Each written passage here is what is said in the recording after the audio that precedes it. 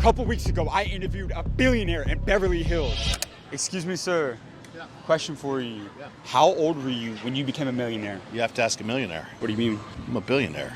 You're a billionaire? Yeah. How old were you when you became a billionaire? Oh, in my 50s. In your 50s? Yeah. And what line of business were you in? The hospitality business. What were you doing in hospitality? I own hotels. Yeah, Actually- all over the world, 35 countries. So you're a business owner. I was. Hilton owns my company today. Hilton bought your company? Hilton bought my company. Wow. Eventually, yeah. I actually created a company that was worth $2.2 billion, $3.3 billion equity value. Actually, enterprise value, yeah. Wow. That video got over 100 million views across social media. And like he said, he became a billionaire by selling his company to Hilton for several $billion. So I just flew out here to Beverly Hills to come meet up with and interview the legend once again at his house. That's Stephen Cloobeck. And I flew out here to get the secrets from him on how somebody can become a billionaire in today's world and become successful just like him. So let's waste no more time. Let's go meet up with Stephen and go see what he has to say. Come on.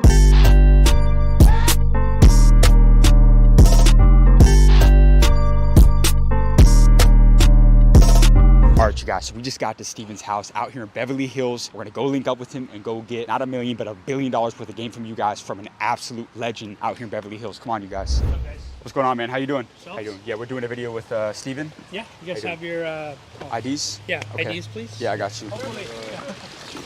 Are you from? Here they are. Wow.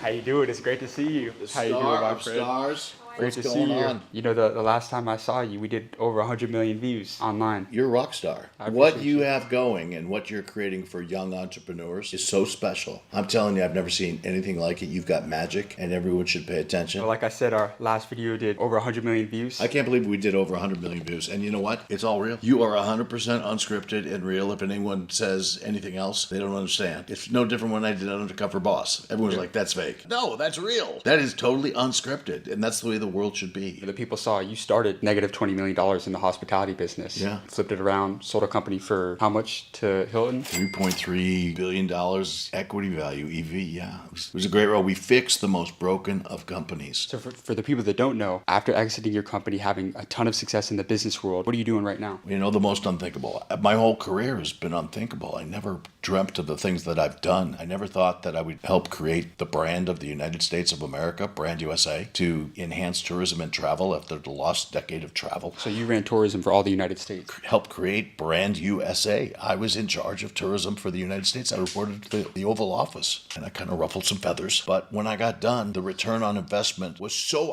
outsized. The President of the United States was blown away because I made everyone look good. No trophies for me, no hair gel, no red carpet. I just roll up my sleeves and get the work done. And I want everyone to become rock stars. So no pride of authorship. I want everyone to do well and aspire to do great things. Thought I was going to be a surgeon. Didn't end up doing that. Didn't want to go to school for another 16 years. Ended up going into real estate, shopping centers, then hotels. Done a lot of politics and policy along the way as an activist, helping out, always helping, rolling up my sleeves. Bus played a boardroom. I think I told you that. And I just love serving. So it's so funny. When I did Undercover Boss, I never really understood. I thought they were going to hurt my brand, but help my brand because it made me a better leader because I listened to my team. I listened to my customers. And it's not what I think or you think. It's what the customer thinks. So I am now more ingrained in politics and policy, and I'm running for governor of California. I never thought I'd be doing that. It wasn't on my bucket list. Now I came out from Austin back out here to Beverly Hills for part 2, and I want this to be a masterclass for all the aspiring young entrepreneurs, professionals out there on how you built your success. We're going to make that happen. I'm happy to talk to you about it. Absolutely. Let's get into some questions then. Good, let's do it. You want to go sit in the other room? We'll chat about it. Let's do it. All right, good.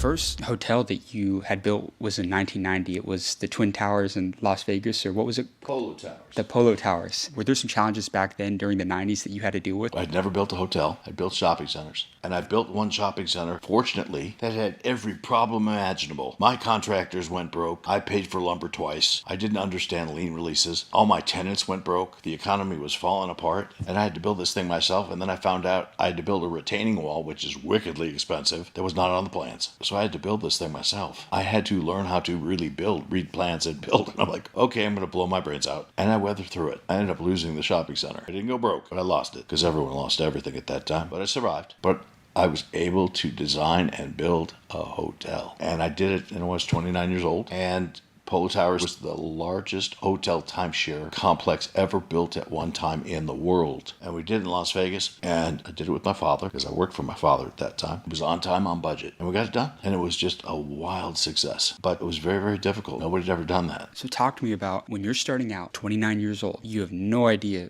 at that time how to actually build a hotel. What are some of those relationships that you went to go establish to be able to make all that happen? I always kept things fresh. I always listened to my customer to see what they wanted because I used the term polo. Polo is kind of a fancy game, but my customer was mid-market. So I didn't want to make the project uncomfortable for the customer. So it's not that staid old English look. It's very modern. And of course, funny, Ralph Lauren sued me because we used the name Polo Towers. I fought Ralph Lauren because I had marked Polo Towers for hotel, timeshare, and casino. They never did. We ended up spending some serious dough, and I ended up getting that brand name against Ralph Lauren. You want to talk about brass balls. But look, I'm big on trademarks. I'm big on domains. I'm big on trademarks, big on brand. So you just keep your head down and fight the fight. Guys, Stephen has been going crazy so far, and I'm about to get right back to the interview. But before we do that, I want to tell you the number one thing that I've learned from spending time with billionaires like Stephen. See, I've interviewed over 15 billionaires in the last 3 years and over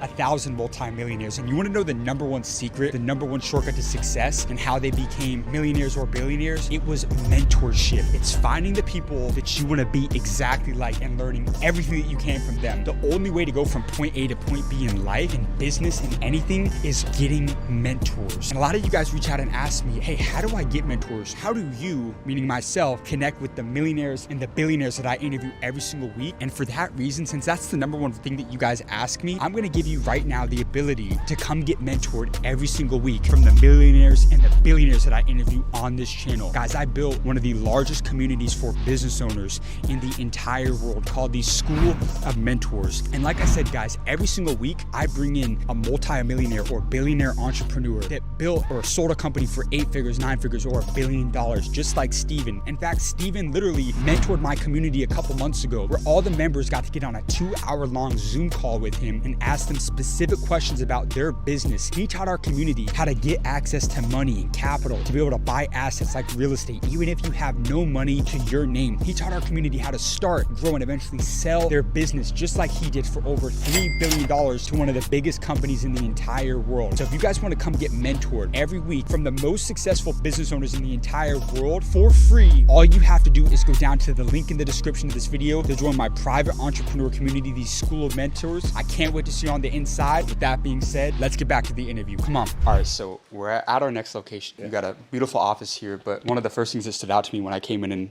greeted you was this. Tell me about this right here. Iron Man. So I've got 2 nicknames, Iron Man and Wolverine. I got the nickname Iron Man because unfortunately I was walking in a crosswalk going to dinner and I was hit by a car at 40 miles per hour. I looked out of the corner of my eye, I saw it coming. I jumped and hit the hood with full-on faceplant, dented the living crap out of that car, flipped like a stuntman, which I have no idea how I did it, and landed like this on my feet and forearms. And the people at the Starbucks were going like, is he dead? And I'm on the ground like this. And I'm like, I'm good. As I'm gushing blood out of my face. I got a free ride to the hospital. Got 40 stitches in my face. And I got the nickname Iron Man. And the reason I got Wolverine because I heal quick. And it played in my head over and over. Because this stuff does not get out of your head. But it gives you a new lease on life. Transformation again. This is a saying I have. And I told you this before. Stay present. This is really important in life. They say that those who are living in the past are depressed. Those living in the future are anxious. But the ones who are present are the ones who are, calm and at peace with themselves. How important has that been for you? Getting to the point where I can stay present has been another leap in my growth, in my journey. And it's not easy to get to.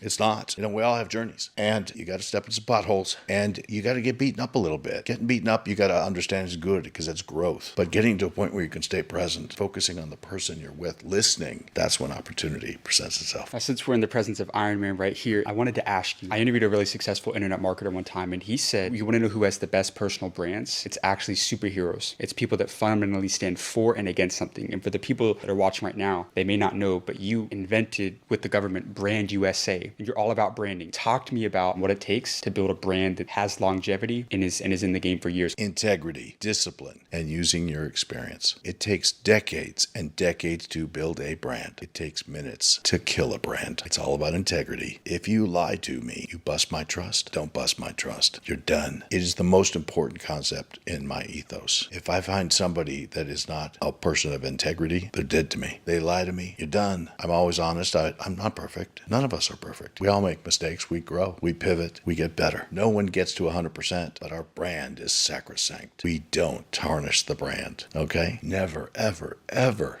tarnish the brand. And if someone around you hurts your brand, they don't respect you. Respect is very important. Remember, I talked to you respect. We all have a responsibility to one another, and we got to show results. It all goes to brand. Who are you as a brand? Who do you want to become? You create your own brand. Your choices. Do you want to be a leader, or do you want to be a part of the ensemble?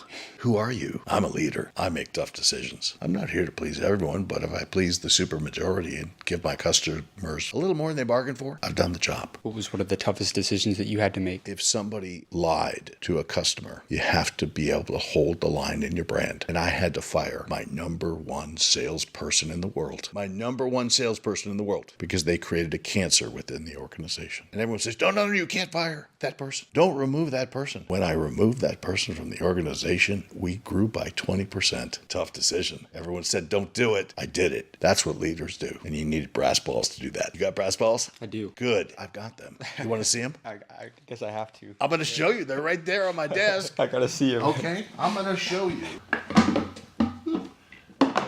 So, this is a gift I got. Stephen, I know you don't need another set, but I thought you may show these off as a trophy for the biggest ones ever. I love you, Pops, my father. So he did actually give me brass balls, physically and spiritually.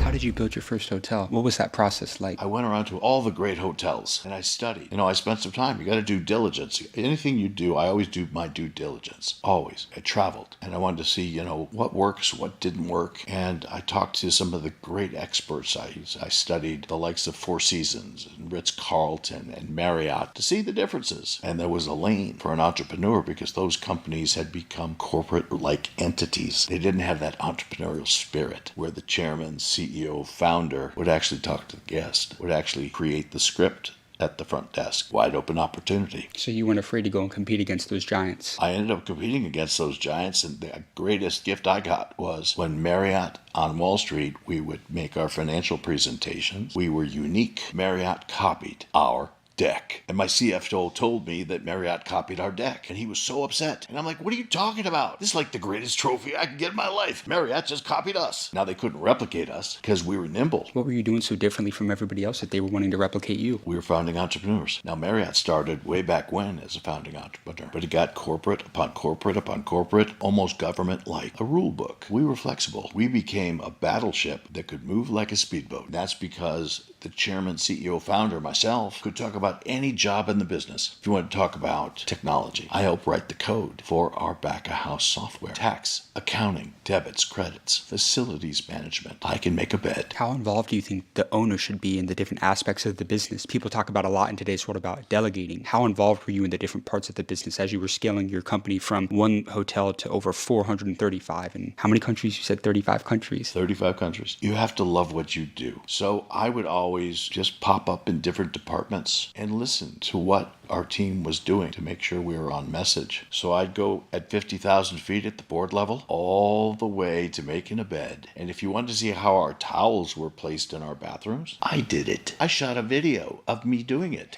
So every single housekeeper was doing it exactly as I wanted it, with the tag in the back. And I even, under each bed, had a tent card placed that said, yes, we clean here too. That's how meticulous I was, because no job in the business was outside my realm of understanding, and everyone knew that. I'll sweep the floor. I'll cook you a meal. I'll ask you what you'd like to eat. I'll go cook it for you. I will serve it to you. I will sit at the table and listen to your story, and then I will clean the table, because I'm in service. Can I delegate? Sure, I could delegate, but I teach, I coach, but they see that I can do the job too. So it's having that experience at every level of the business, which will really guide you to your success. Because everyone on the team knows we have no titles. We're all part of the same team. And it circles back to brand. Don't mess with the brand. Talk to me about 9/11. You dealt with some adversity during 2001 because you're in the hotel business. 9/11 was very interesting because during 9/11, there were no flights. Everything was grounded. I had no guests. No one had any guests. So we had to recreate how we were going to market because there were no flights. And I actually had to call my banks because I was nervous. That till was not ringing. It was